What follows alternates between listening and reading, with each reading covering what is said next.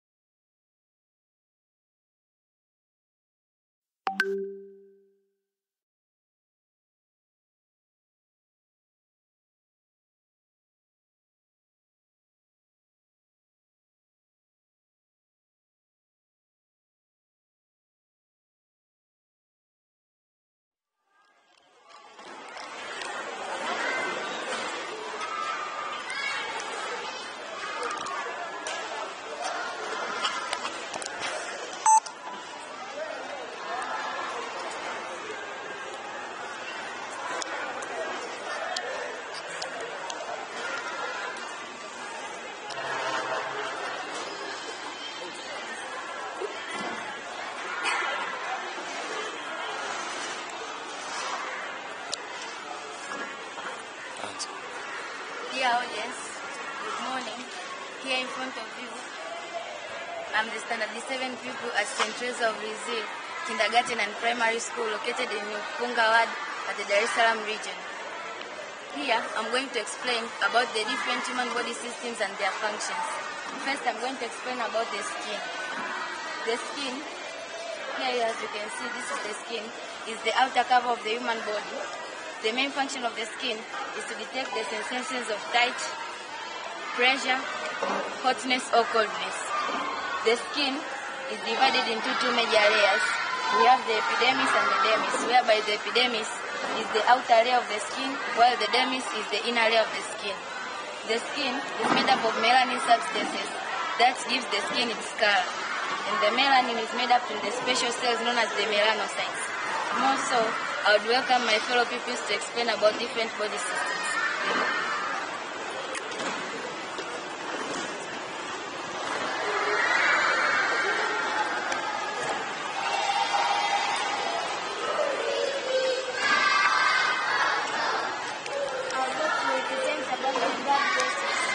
Blood vessels. As you can see, these are blood vessels. These are network of molecules that transport blood throughout the body. There are three main blood vessels: arteries, veins, and capillaries. Arteries.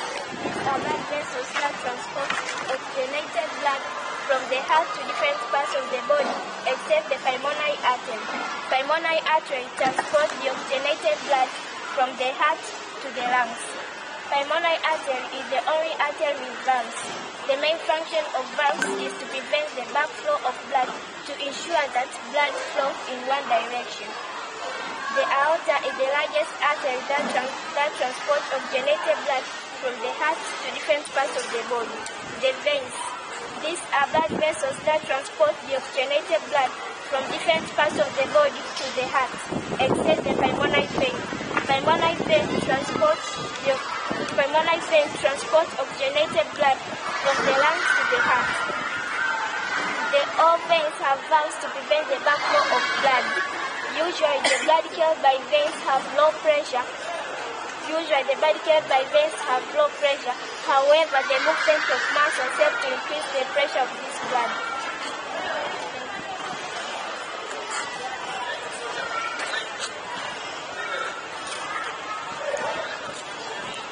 Here in front of you, I'm going to present about the muscular system and the digestive system.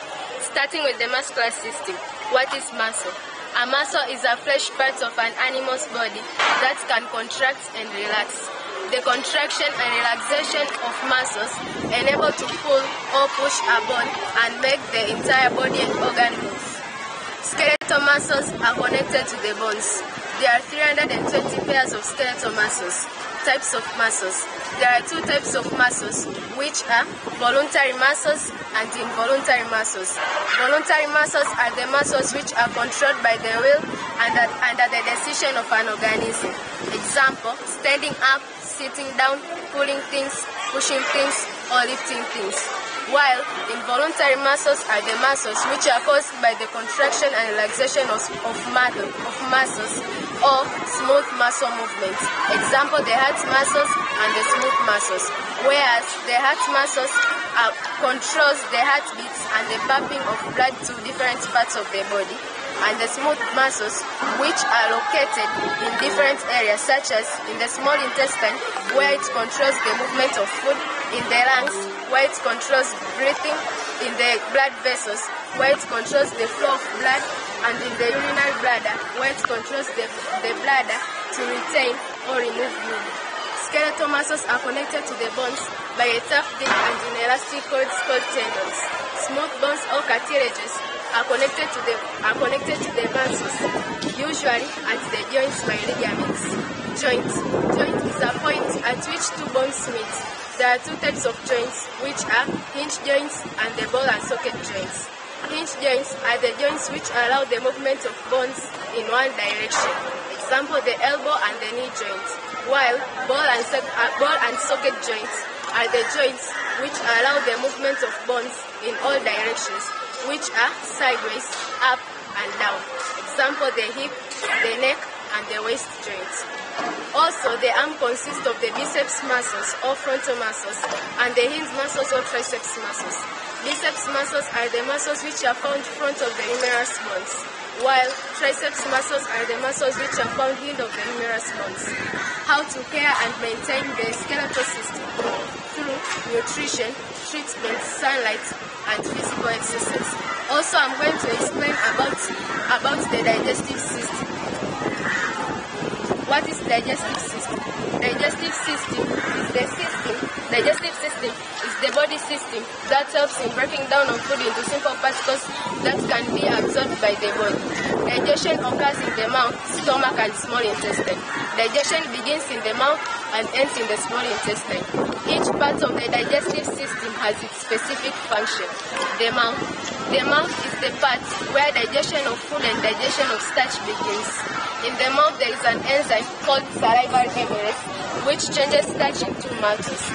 The finger-like projection that causes the trachea during swallowing of food to prevent choking is called epiglottis. The gullet is the path where food passes from the mouth to the stomach. It's also known as esophagus or food pipe. The wave-like movement of food along the gullet is known as peristalsis. The stomach is the part where digestion of proteins begins. In the stomach there are enzymes which are pepsin and renin, whereas pepsin is usually to digest protein and renin is usually to curdle milk. Also, in the stomach there is an acid called hydrochloric acid which kills germs that might have been swallowed with the food. The pancreas is the part that produces pancreatic juice which helps in the digestion. The liver is the part that manufactures bile or changes dead red blood cells into bile pigments. Also, it's the part that removes toxins and poisons. Thus, when someone drinks too much alcohol, the part affected is the liver. The gallbladder is the part that stores bile pigments. The large intestine is also known as colon. It is the part that absorbs water and mineral salts in the body. The small intestine is the part where the absorption of food occurs. The small intestine has three parts, which are jejunum, duodenum, and the ileum. The finger-like projection, which helps in the absorption of food, are known as villi. The rectum is the part that removes the undigested food in the form of feces. Thank you.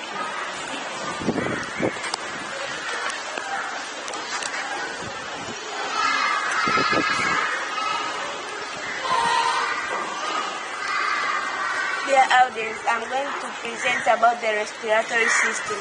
The respiratory system, this is the system that allows the body to take in oxygen in order to produce energy.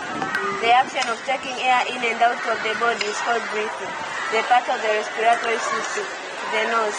This is the part that passes and receives air that enters and leaves the lungs. The pharynx. The pharynx receives air from the nose and passes it to the trachea.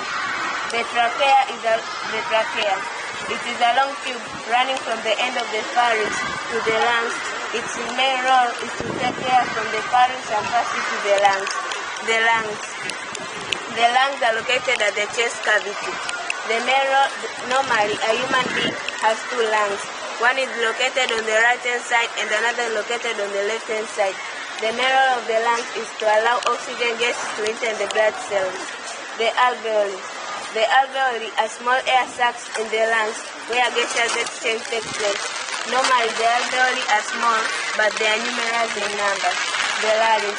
The larynx is also called the voice box or the Adam's apple. The main role of the larynx is involved in swallowing, breathing, and voice production.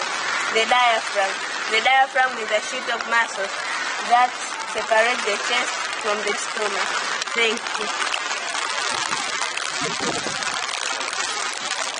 I'm going to explain about how breathing occurs.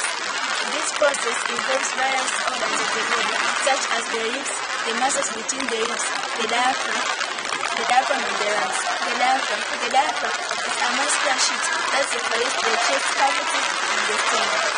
Inhalation or inspiration. When a person inhales air in, the diaphragm moves downward, the muscles between the ribs contract, causing the ribs to go down.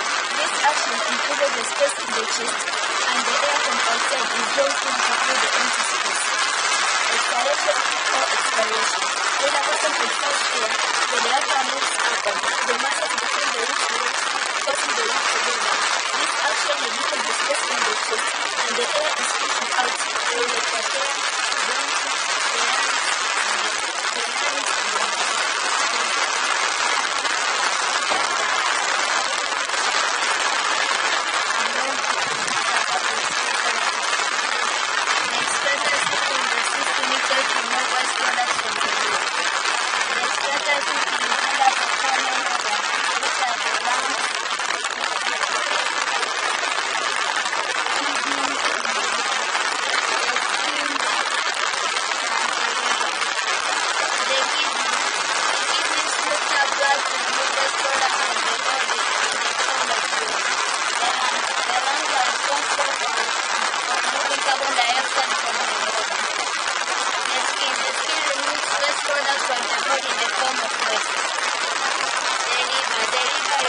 product from the body in the form of deamination and detoxification.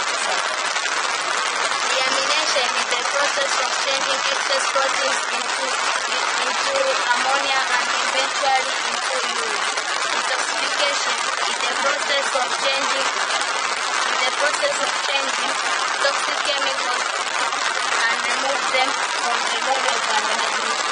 The urinary system is also known as the renal system. It consists of the kidney, associated blood vessels, the ureter, the urethra, and the urinary bladder. The kidneys are bean-shaped organs. From many parts.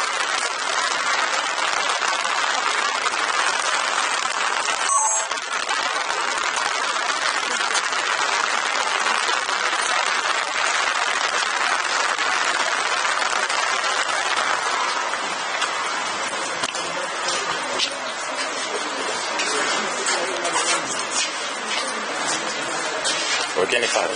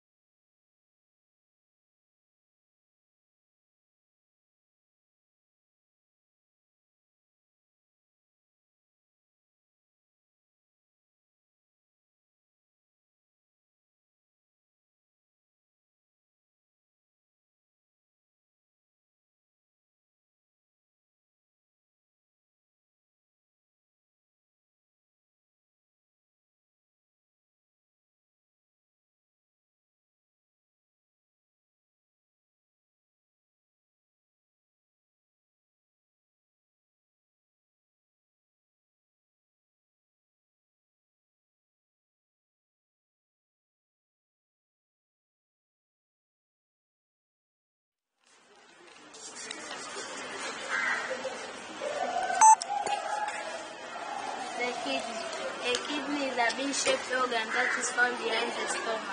Mammals have two kidneys, one on the right-hand side and another on the left side of the backbone. The kidneys are used to remove excess water, chemicals, byproducts of medicine, and urea. The function of the kidney is to filter urine. Each kidney has two blood vessels, renal artery and renal vein. The renal artery carries blood from the heart to the kidney, while the renal vein carries blood from the kidney to the heart. The blood containing oxygen that enters the kidney through the renal vein through the renal artery is filtered to remove waste products such as urea and salts.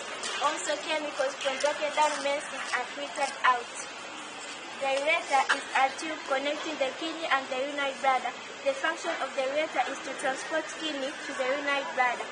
When the urinary bladder is filled with muscles, with urine, its muscles contract so that the urine can get out of the body through the urethra.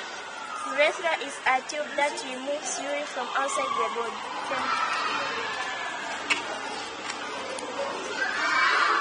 I'm going to explain about the skeletal system. What is skeletal system? The skeletal system, this is the system that provides the framework to the body of a vertebrate animal. The skeleton is the hard framework of bones, cartilages, and joints that protect and support the body. The muscles which are connected to the bones are called the skeletal muscles. I'm going to talk about the bones. The bones are the hardest and most rigid parts that make the skeleton of a vertebrate animal. The bones are dense, porous, semi-rigid, and calcified connective tissues of the body. The structure of the bone. The bone is made up of the outer part and the inner part. The outer part is hard, that serves as the protective layer of its inner part. The cartilage. The cartilage is a soft material made up of elastic tissue found on the tip of the bones. The cartilage is surrounded by a fluid which is used to lubricate the joints. The joint is a point where two bones meet. The fluid that is used to lubricate the joints is called the synovial fluid. Two bones are held together by a tough muscle called the ligament. The bones are made up of two minerals which are phosphorus and calcium. These minerals are held together by a white or yellow film thread-like structure called the tendon. The tendon is used to connect the bones and the muscles. The inner part is made up of a spongy part and a bone marrow. On the tip of some bones, there is a red marrow responsible for manufacturing red blood cells. The functions of the bones: manufacturing of blood, protection, support, movement, and giving the body its shape. The skeleton of a human being. As we said, the skeleton is the hard framework of bones, cartilages, and joints that are used to support and protect the body. The skeleton is made up of about 206 bones, and it is divided into 4 main parts, which are the bones on the cranium or the skull, as you can see. The bones on the cranium or skull are made up of about 22 bones. The skull is used to protect the brain. It is divided into 2 main bones, which are the cranial bones and mandible. The mandible bones are also known as jaw bones. For example, this is the mandible bone or lower jaw, and this is the maxilla or the upper jaw. The bones on the trunk. The bones on the trunk is made up of the neck, the chest, and the rest of the abdomen without the fore or hind limb. This is made up of about 58 bones, whereby 25 are found on the chest and 33 are found on the backbone. The chest is made up of 1 sternum, 10 pairs of major ribs, and 2 pairs of minor ribs. And the backbone is made up of 7 segments on the neck, 12 segments on the chest, 5 segments on the waist, 5 segments on the hip, and 4 segments on the tail. The bones on the upper frame. The bones on the upper frame is made up of about 64 bones. When you say the upper frame, I mean the shoulders, the palms, and the arms. Each forelimb is made up of about 32 bones. The bones on the lower frame. The bones on the lower frame is made up of the legs and the hip. The bones on the lower frame is made up of about 67 bones, whereby 60 bones are on the leg and 7 bones are on the hip. The hip is also called as pelvis. This is the pelvis. The pelvis is a ball shape, as you can see, which it is made up of 2 big bones and 3 smaller bones. And the hind limb When I say the hind limb means the legs, each leg is made up of 30 bones. The hind limb is made up of a thick mass of a thick bone called the femur and a shin bone called the tibia and fibula, and the bones on the foot, ankles, and the toes. Thank you.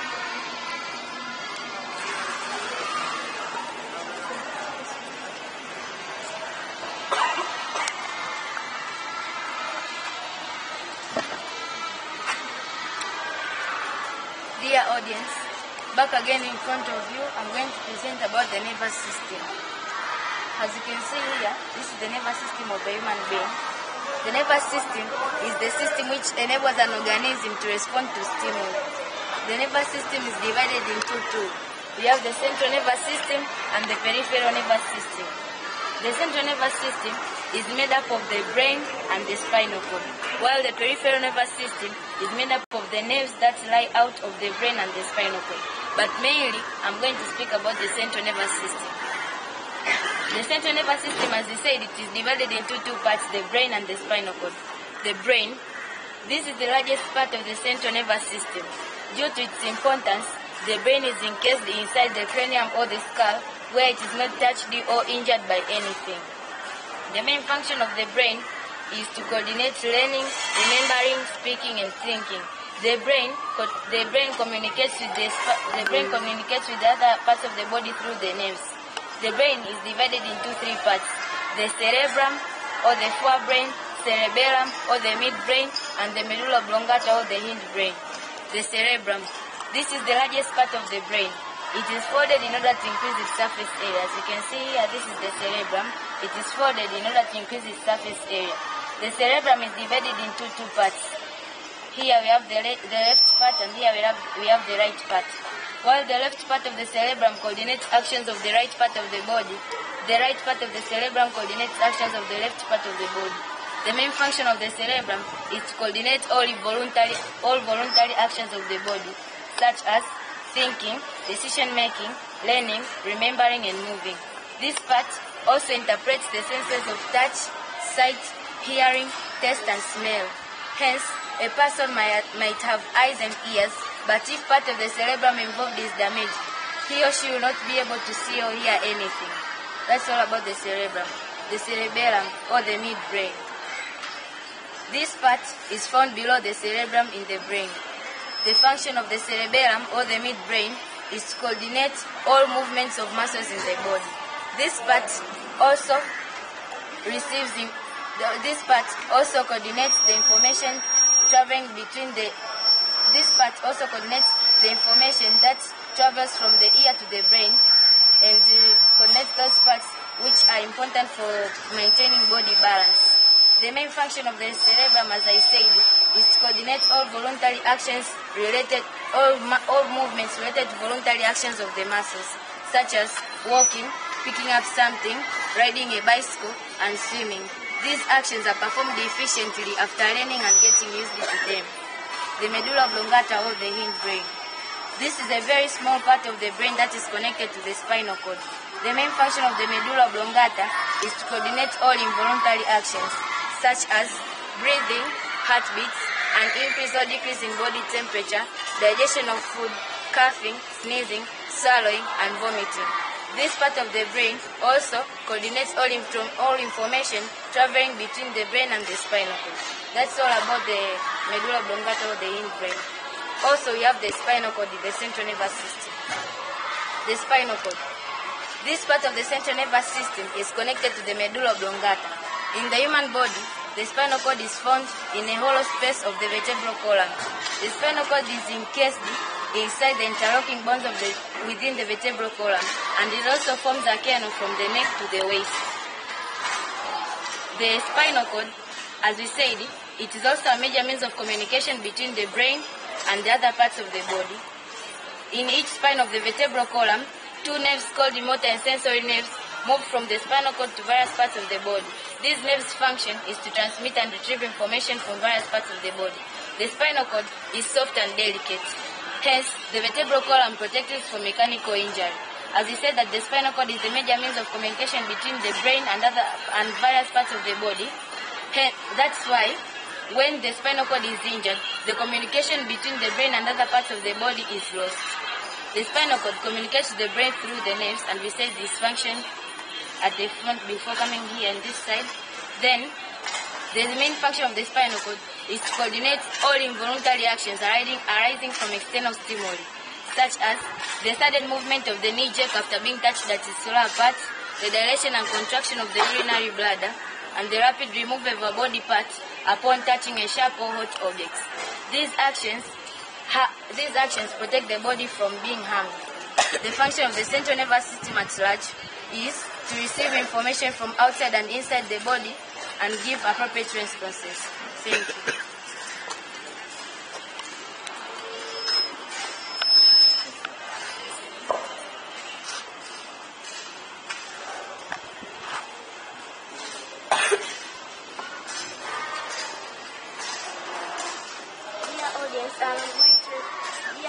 I'm going to present about the heart.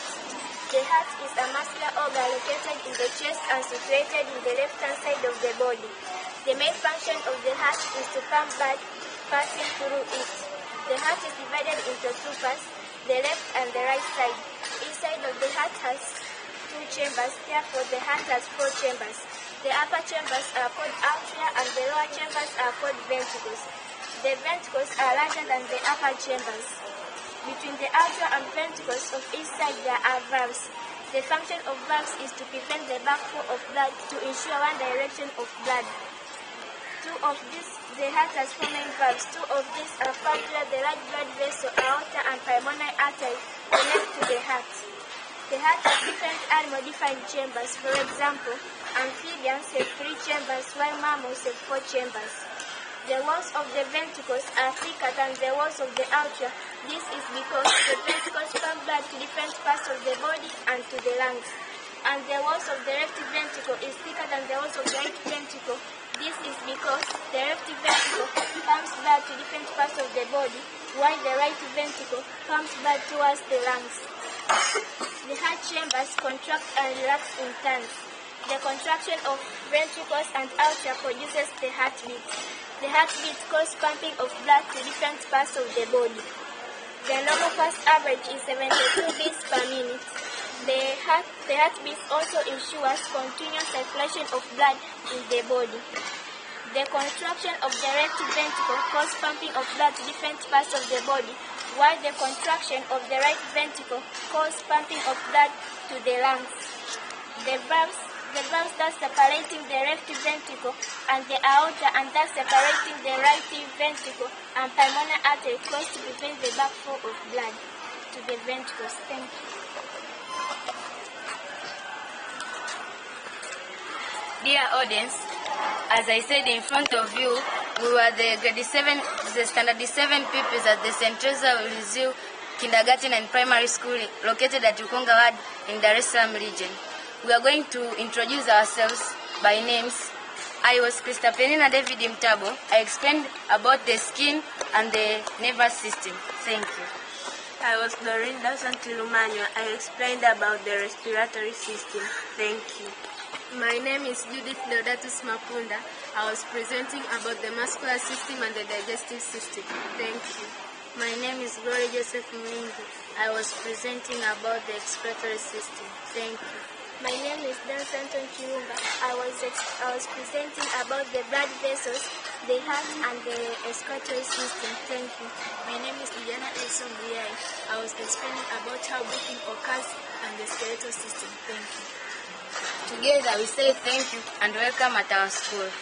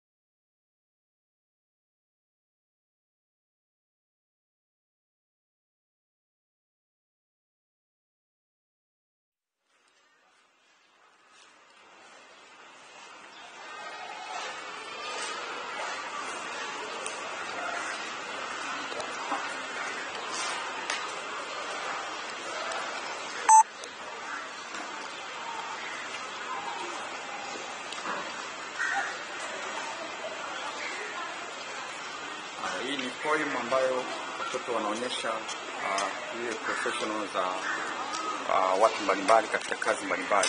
Hapa tunawaona mmoja wapo ni padri na mwingine ni mchungaji, wakiwa wamevaa mavazi ya kichungaji, watumishi wa Mungu hawa. Kwa hiyo watoto wanaonyesha kwamba watu kama wachungaji na mapadri wanavaaje. Kwa hiyo angalia jinsi wanavyotembea na jinsi wanavyoonyesha yale mavazi yao. Kwa hiyo ndio kitu tunachokionyesha katika hiyo poem.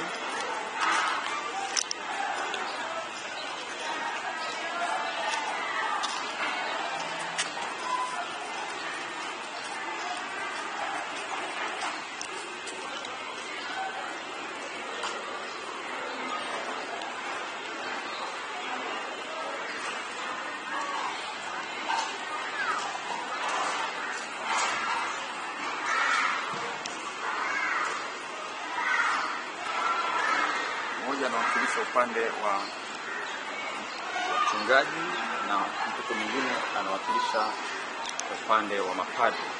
Kwa hawa ni watumishi wa Mungu ambao wanatuhudumia siku zote sisi.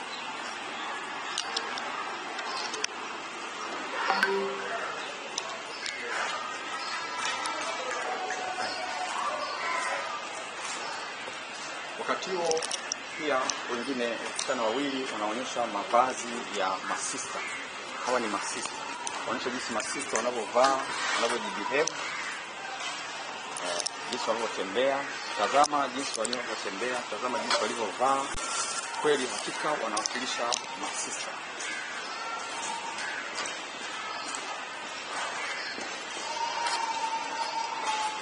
Mavazi meupe kabisa, mevaa vizuri kabisa, nadhifu kabisa kama masista, wanawakilisha masista.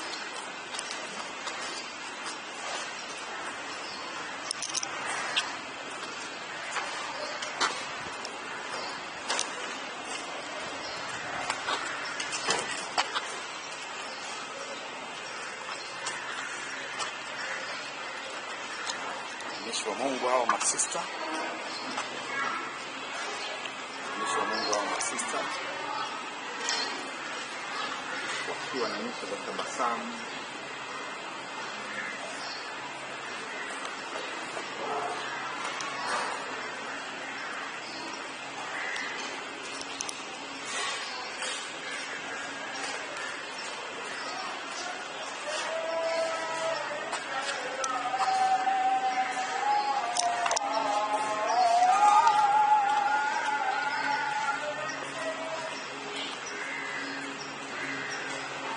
Pia watumishi wa Mungu pia wako upande wa dini ya Kiislamu.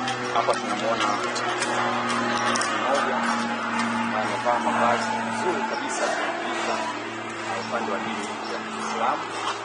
Vaa nadhifu kabisa. Hivi ndio mavazi ambayo yanapaswa kuvaliwa na ndugu zetu wa Uislamu. Tazama mtoto wa kiume jinsi alivyovaa mavazi yanapendeza kabisa, na ile kanzu yake pendeza kabisa. Pendeza kabisa. Kwa hiyo wanawakilisha mavazi ambayo yanapaswa kuvaliwa. Mavazi ambayo yanapaswa kuvaliwa kwa upande wa dini ya Kiislamu. Kwa hiyo watoto hawa wakionyesha kwamba wanapaswa wavaeje wanapoenda katika nyumba za ibada, katika maisha yao yote wanapaswa wavae namna gani.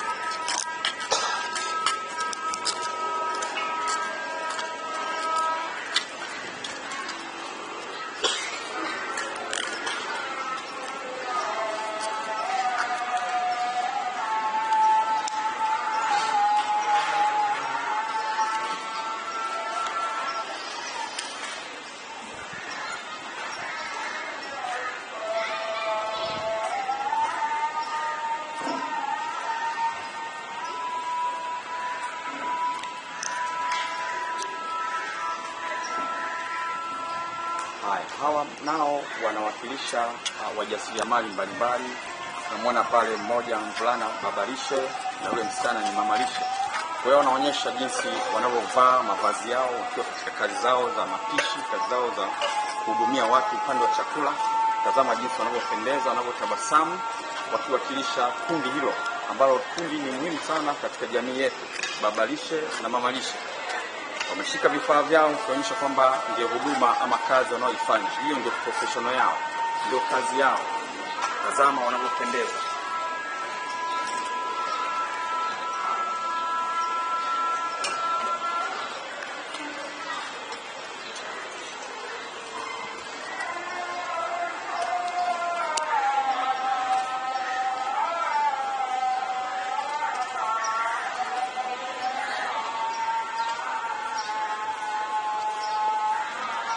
Hapa tunaona walimu.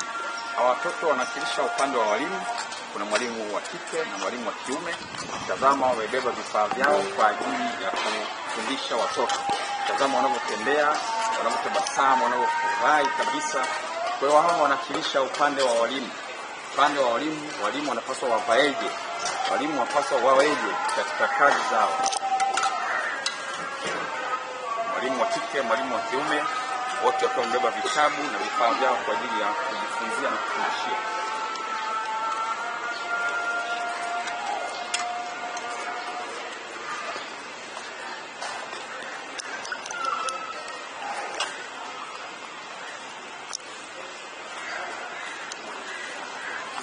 Hawa nao wanawakilisha upande wa madaktari.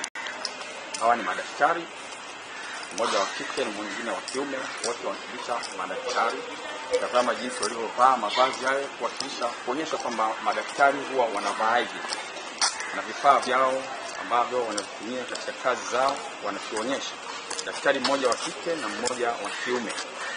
Kwa hiyo kazi hii ya daktari haina jinsi. Yaani upande wote, mtoto wa kike ana nafasi ya kuwa daktari na mtoto wa kiume pia ana nafasi ya kuwa daktari. Haya ndio mavazi ya kidaktari wanapokuwa katika kazi zao. Mara nyingi katika hospitali tunakuta wamevaa mavazi ya namna hii.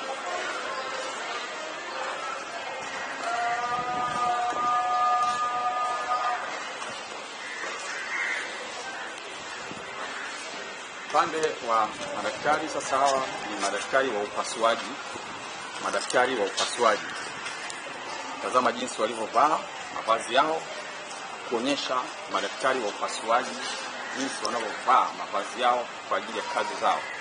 Mmoja anawakilisha upande wa wasichana, mwingine ni mvulana. Kwa hiyo nafasi hii iko wazi kwa upande wa wasichana na upande wa wavulana. Kwa hiyo wote wana nafasi ya kuwa madaktari upande wa upasuaji. Hivyo sisi kama wazazi tuwalee katika njia njema, tuwape nafasi nzuri ya kujifunza kusoma ili waweze kuchukua nafasi kama hizo.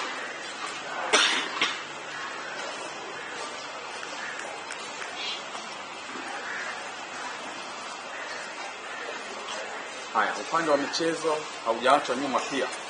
Upande wa michezo haujaachwa nyuma. Vijana wazuri kabisa wakiwa wamevaa mavazi ya michezo, wakiwa wanawakilisha wana michezo mbalimbali. Sekta ya michezo tumeona kwamba inachukua kasi katika soko. Watoto wapewe nafasi ya kusoma na kujifunza, kucheza pia. Iko nafasi mbalimbali katika michezo mbalimbali ya football, netball, riadha na michezo mingine. Kuna michezo ya kuogelea, kuna michezo ya judo na karate. Kwa hiyo basi tuwape nafasi watoto ya kujifunza vitu mbalimbali, na pia upande wa michezo tusiwanyime sehemu ya kucheza.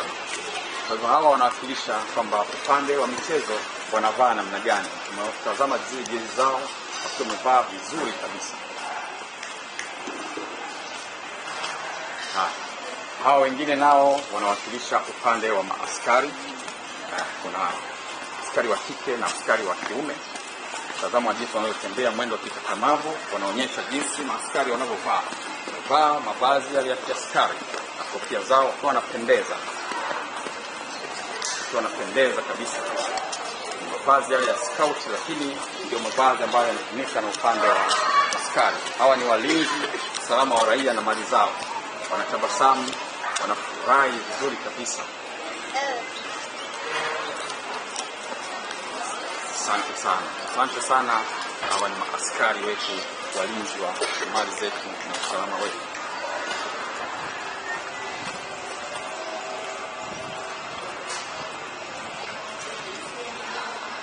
Tunao wahudumu pia. Hawa ni manesi ambao wanafanya huduma katika hospitali. watu muhimu sana katika kazi hii ya utabibu. Hawa ni manesi, wamevaa mavazi ambayo ndio wanaovaa. Kwa hivyo basi, wazazi tuwalee watoto wetu, tuwape nafasi ya kusoma, kujifunza. Baadaye huko watakuja kuwa katika nafasi mbalimbali, wanaweza kuwa katika nafasi mbalimbali. Kwa hiyo hawa wanaonyesha jinsi upande wa Yesu ama wauguzi kwa Kiswahili sahihi, wauguzi jinsi wanavyokuwa, jinsi wanavyovaa.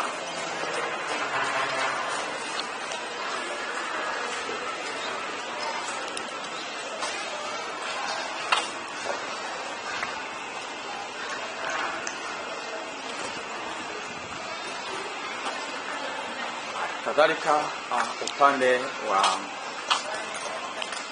wa mashirika ya ndege, hawa ni wahudumu katika ndege zetu. Tazama jinsi walivyovaa mavazi ya kuwakilisha kwamba ndio mavazi ya namna kama hiyo ambayo wanavaa wale wahudumu katika ndege. Nadhani wengi wetu tumeshawahi kusafiri kwenye vyombo vya ndege, basi kuna watu ambao wanatuhudumia katika huduma mbalimbali ndani ya ndege zile. Kwa hawa, tazama jinsi wanavyofurahi na kutabasamu. Hawa ni wahudumu katika ndege.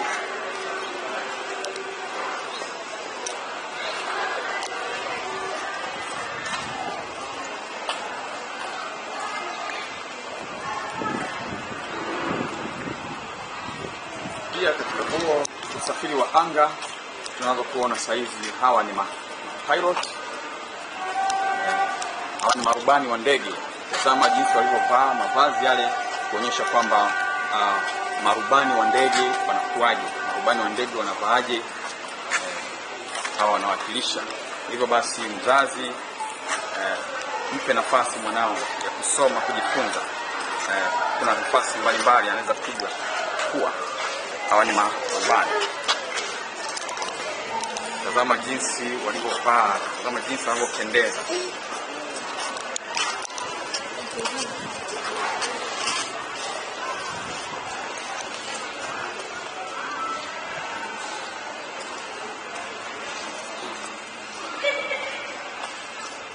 Kwa upande wa utamaduni, kuacha nyuma upande wa utamaduni, hawa vijana wawili, mmoja wa kike mmoja wa kiume, wakiwakilisha upande wa utamaduni zetu.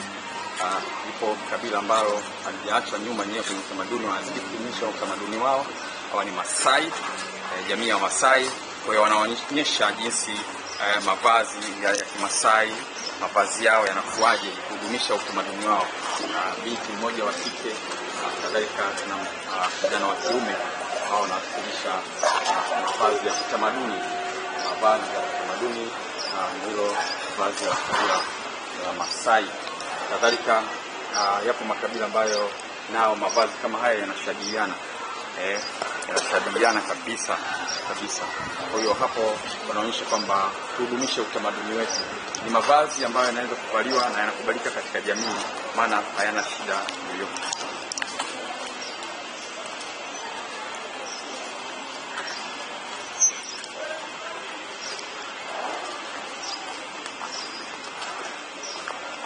Hawa wanawakilisha wazazi, baba na mama. Baba na mama katika maisha yetu ni wazazi, ni watu ambao tunawategemea sana. Kwa hiyo mmoja ni mama, mwingine ni baba. Tazama jinsi wanavyovaa, wanaonyesha mavazi ambayo yanakubalika katika jamii, mavazi ambayo ni mazuri kabisa, hayana shida.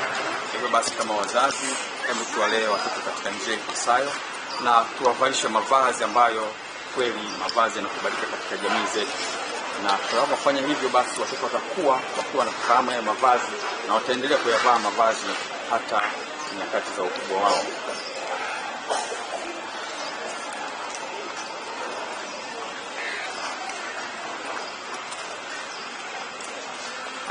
Hawa ni watu ambao wanaonyesha watu wanaobuni mavazi mbalimbali, mitindo mbalimbali ya mavazi.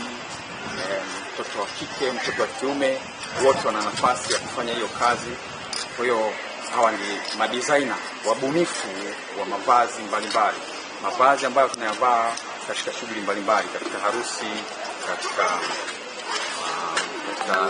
zile sherehe za kuzaliwa, katika mambo mbalimbali katika jamii zetu. Basi hawa ni wabunifu wa mavazi, wanabuni mavazi kwa ajili ya kupendezesha, na mavazi wanayobuni ni yale ambayo yanakubalika sana katika jamii zetu Tanzania. Haya, hawa nao wanawakilisha wazee. Tunamwona babu na mwingine pale ni bibi. Sasa hawa wanaonyesha mavazi kwamba wazee hawa wanavaa namna gani. Tazama jinsi walivyovaa. Kwa hiyo mavazi wanaonyesha kwamba wazee pia wanapofikia umri kama huo wa uzee, mavazi hayo ya namna hiyo ya kupendeza kabisa na kubalika katika jamii ndio yanayovaliwa.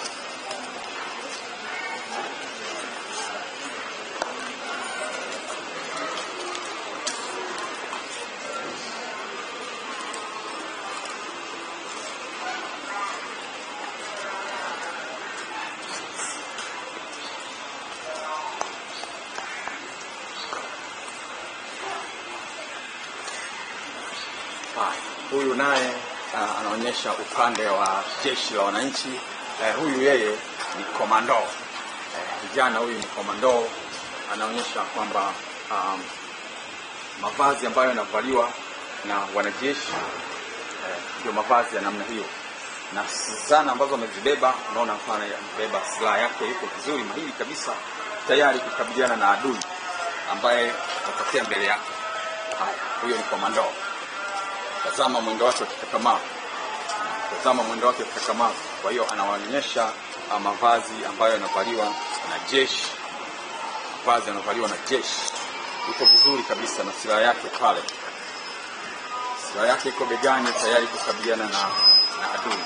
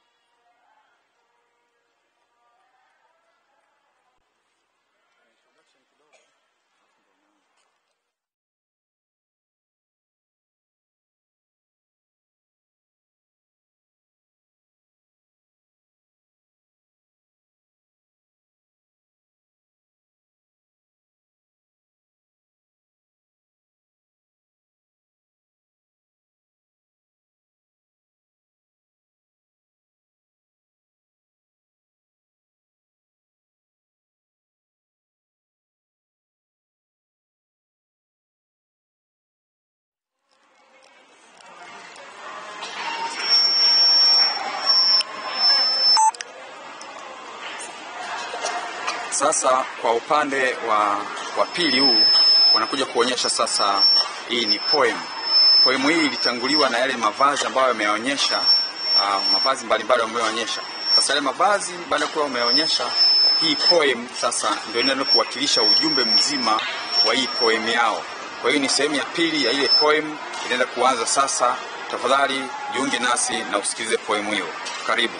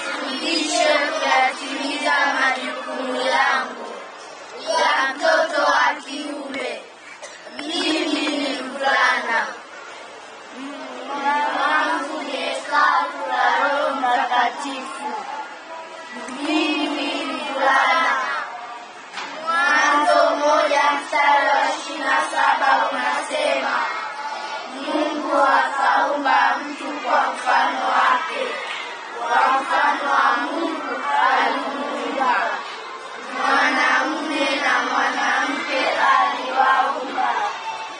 Asante.